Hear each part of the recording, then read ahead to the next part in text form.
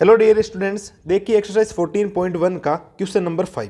Question number 5 भी आपके important है, ध्यान से देखना। अगर मैंने एक फॉर्मूला लिखवाया था इफ़ पीई, तो हम लिख देंगे कि जो हमारे पास गिवन है कि पीई इक्वल है आपके पास 0.05 और आपको फाइंड करना है पी नोट ई।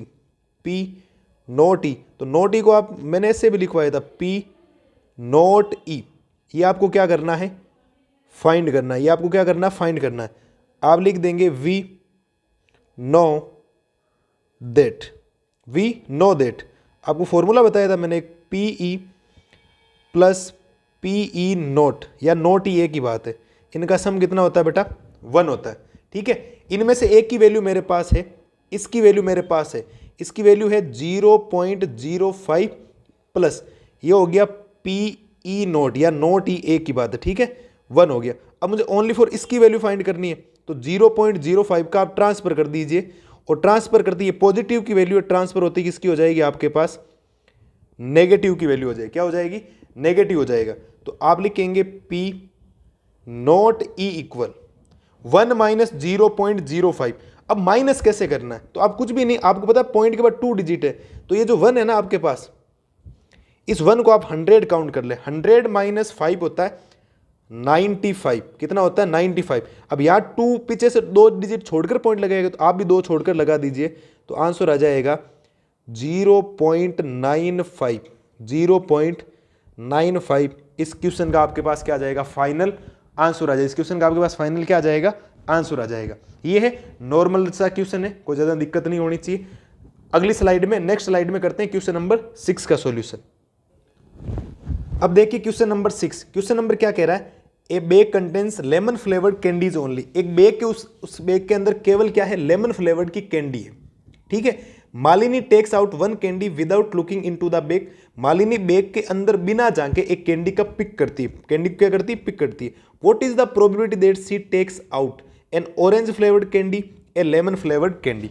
तो दोनों का आंसर अलग अलग लिख देते हैं। ठीक है, तो पेज के कर देते हैं 2 पार्ट्स लिखते हैं। इसका आंसर लिखते हैं, मुझे प्रोबेबिलिटी निकालनी है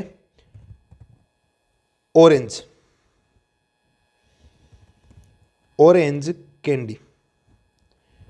ठीक है, अब क्वेश्चन क्या कह रहा है, उसमें only for lemon flavoured candies only. इसके अंदर ओनली फॉर है ही क्या, लेमन फ्लेवर्ड है, और पूछा क्या ऑरेंज, तो ऑरेंज आ सकती है क्या, ऑरेंज तो आपका इम्पॉसिबल हो गया, और इम्पॉसिबल की प्रोबेबिलिटी हमेशा क्या हो जाती है, 0 हो जाती है। तो आप लिख देंगे it is an impossible event.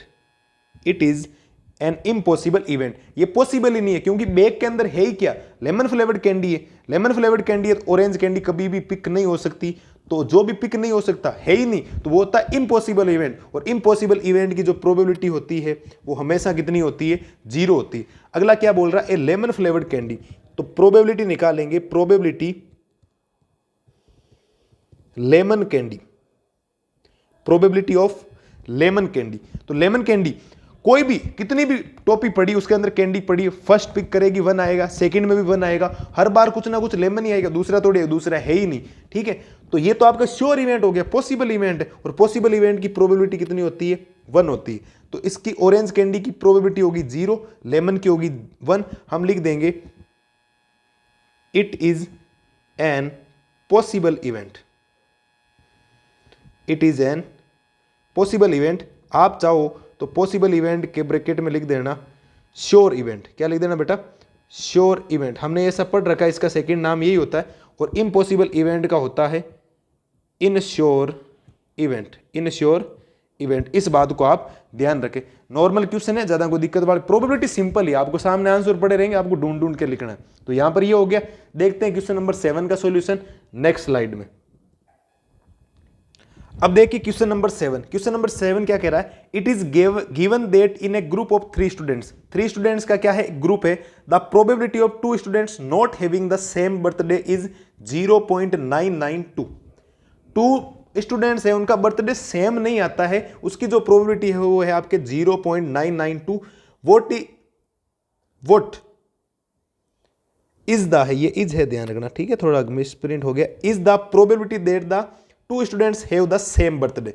तो गिवन क्या है वो पहले लिख देते हैं, वो भी हमने क्वेश्चन नंबर 5 किया था वैसे ही है, सेम टू सेम, कोई चेंज नहीं है बेटा, इस बात को ध्यान रखना। तो आपको प्रोबेबिलिटी दे रखी है P, two students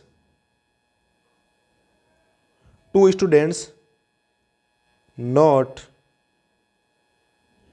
having the same birthday, ठीक है, लिख देता हूं मैं एक बार, बर्थडे, उसको हम बोल देते हैं P not E।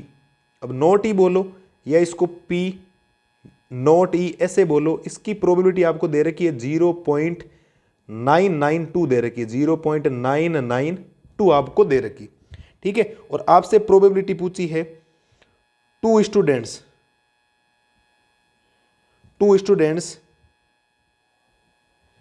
Having the same birthday, दोनों स्टूडेंट्स का सेम बर्थडे होने की आपको प्रोबेबिलिटी फाइंड करनी है। और हम लिखेंगे PE, ये आपको क्या करना है, फाइंड करना है, ये बेटा आपको क्या करना है, फाइंड करना है।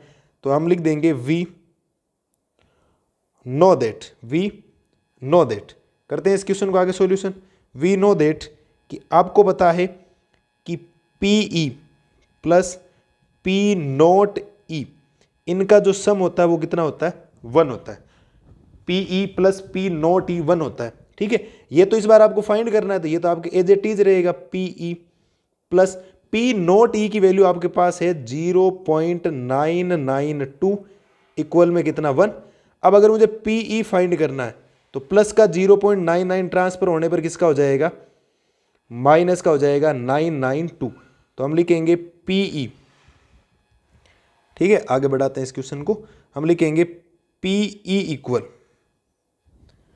अब 1 में से 0.992 करना है तो पॉइंट के बाद 3 डिजिट है, तो आप 1 को 1000 क्रिएट कर लो, क्या कर लो, 1000 क्रिएट कर लो। 1000 माइनस 992 होता है 8, कितना होता है 8, लेकिन हमें तो 3 पॉइंट छोड़ के पॉइंट लगाना है, तो हम लिखेंगे 0.0। ये इस क्वेश्चन का फाइनल आपके पास क्या है बेटा, आंसर आया। तो उनका सेम बर्थडे होने की जो प्रोबेबिलिटी है वो है 0.008। ये हमने कर लिया क्वेश्चन नंबर 5, क्वेश्चन नंबर 6 और क्वेश्चन नंबर 7 का बढ़िया ढंग से सॉल्यूशन। मिलते हैं जल्दी नए क्वेश्चंस का सॉल्यूशन लेके। वीडियो पसंद आया हो लाइक शेयर एंड सब्सक्राइब, ठीक है, थैंक यू।